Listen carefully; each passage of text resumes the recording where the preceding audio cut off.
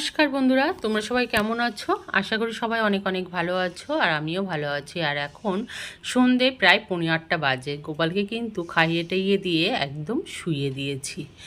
আর আজকে কিন্তু কি বলো তো, সকাল দুপুর তো স্নান করে নিয়েছিলাম, আর প্রচণ্ড গরম পড়ছে, আর কালকে যাব একটু কালীবাড়িতে, তো তার জন্য কিন্তু মাথাটা ঘষে নিলাম। আর প্রচুর জামা কাপড় কাচাকুচি করে দিয়েছিলাম। তো চলো সেগুলো এখন গুছিয়ে গাছিয়ে একদম রেখে দেব। কিছু অনলাইন আর কিছু কিন্তু এইভাবেই ভাঁজ করে রেখে দেব। তো চলো এখন সব জামা কাপড়গুলো ভাঁজ করে নিই।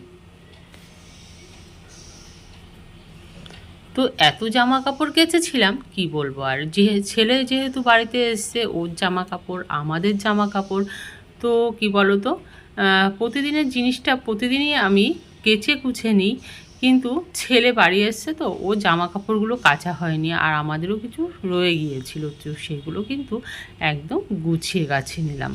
আর দেখো আলনাটাও গুছিয়ে নিয়েছি। কাদের কাদের আলনা গোছাতে ভালো লাগে অবশ্যই কমেন্টস করো। আর সন্ধ্যাবেলা এখন করব চা। তো চলে এসেছি রান্নাঘরে, আর চলো লিকার চা বানিয়ে ফেলি। আমি তো লিকার চা খাই, তোমরা তো সবাই জানো। আর রাত্রে রয়েছে ডাল আর ভাত আর চচ্চড়ি। তো চলো এখন লিকার চাটা খেয়ে নিই। তো ছেলে গিয়েছিল স্টেশনে, আর দেখো স্টেশন থেকে নিয়ে এসে গিলেমেটে। তো বললাম আজকে আনতে হবে না, যেহেতু আজকে শুক্রবার আর শনিবারের দিন আমরা যাব কালীবাড়িতে।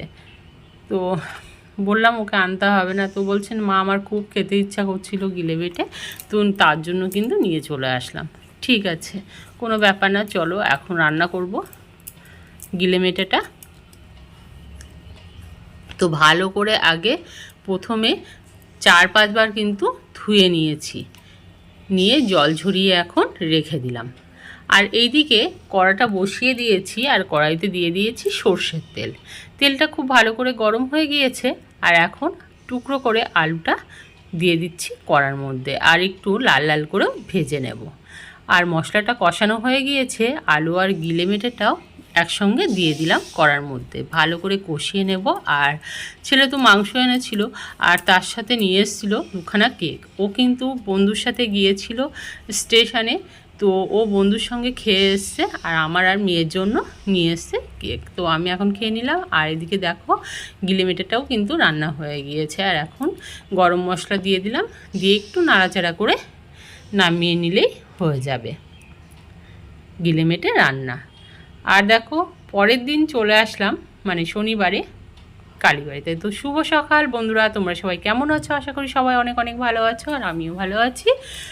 আর আমার ছেলেও কিন্তু ভালো আছে। ও দেখো ফোন নিয়ে ঘাটাঘাটি করছে, আর প্রচণ্ড পরিমাণে গরম পড়েছে, কি বলবো। আর এত গরম, এত রৌদ্রের তাপ, কি বলবো।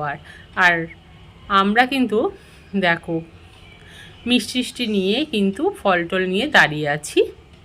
তো প্রচণ্ড পরিমাণে ভিড়। তো জানি না এত পরিমাণে কেন ভিড় হয়েছে, এত পরিমাণে ভিড় হয়েছে কি বলবো। আর তো চলো এখন পুজো দিয়ে নেব।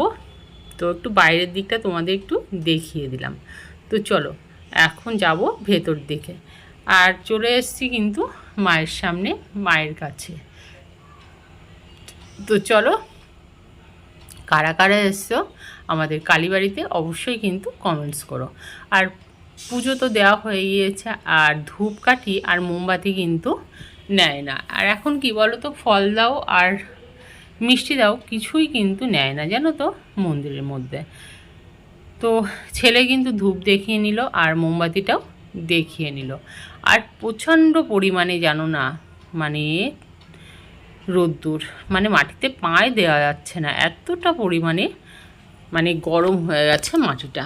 তো আমিও কিন্তু এখন মোমবাতি সব দিকে দেখিয়ে নিচ্ছি। আর চলো এখন ধূপকাঠিটা জ্বালিয়ে নিলাম, আর সব দিকে একটু দেখিয়ে নেব। এত পরিমাণে গরম কি বলবো। আর প্রচণ্ড পরিমাণে গরম। তো চলো পুজো তো দেওয়া হয়ে গিয়েছে, আর এখন যাব বাড়িতে। তো প্রত্যেক মাসেই তো আমি একবার করে আসি কালীবাড়িতে তোমরা সবাই জানো। তো অল্প অল্প করে শেয়ার করি। তো কি বলো তো, এখন তো টোটোয় উঠে পড়েছি আর যাচ্ছি কিন্তু বাড়িতে। তো ভেবেছিলাম একটু পুজো দিয়ে যাওয়ার পথে একটু স্টেশনে যাব, একটু দরকার ছিল স্টেশনে। তো ছেলে বলছে, মা এত রোদ্রের মধ্যে এত গরমে আর যেতে হবে না, তুমি বিকেলবেলা যেও। তো ছেলেও বসে আছে দেখো টোটোতে, ও কিন্তু ফোন নিয়ে ঘাটাঘাটি করছে।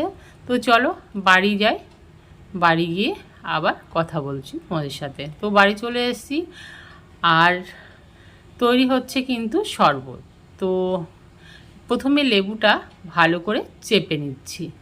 তো একখানা লেবু দিয়েছি জলের মধ্যে প্রথমে, আর দিয়ে দেব এখানে গুড়, মানে আখের গুড়ের শরবত হবে। তো কারা কারা তোমরা আখের গুড়ের শরবত খেয়েছো অবশ্যই কিন্তু কমেন্টস করে বলো। তো চলো পরিমাণ মতন দিয়ে দেব আখের গুড়, মানে যে যেরকম মিষ্টি খেতে ভালোবাসো সেরকমই কিন্তু তোমরা দেবে।